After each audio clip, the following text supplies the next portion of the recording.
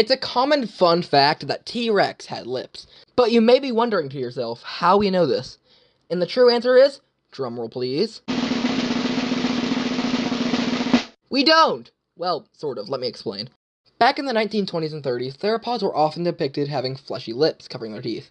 But once you start getting into dinosaur depictions from around the 80s and onward, you start to see a lot more teeth showing. A trend in paleomedia that was boosted into the stratosphere by Jurassic Park. For the longest time, though, there was no true consensus on whether theropods did or didn't have lips in life. Until 2023, where a study analyzed the skulls and teeth of multiple theropods to try and reach an answer. An initial argument for lipless theropods was that the teeth would be too long and large in the animal's mouth housed lip, therefore the teeth would jut out like a crocodile's. However, the 2023 study found that compared proportionately with other reptiles, the teeth were not too long or large. Secondly, researchers looked at cross-sections of a crocodile tooth and a Daspletosaurus tooth to compare the enamel on the outer side of the tooth. They found that the enamel of the Daspletosaurus tooth was much thicker on the outer edge than it was on the crocodile, suggesting that the Tyrannosaur had lips to protect its teeth from wearing down, unlike the crocodile. Lastly, the team looked at theropod skulls compared to lipped lizards versus lipless crocodiles.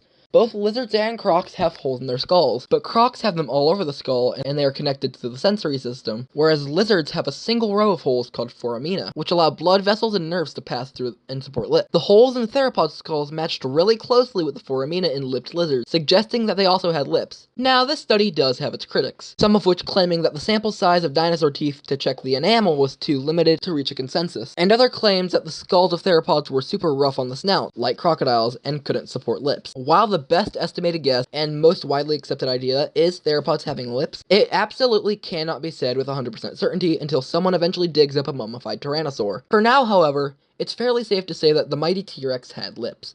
If you like paleontology and dinosaurs, feel free to like and follow for more.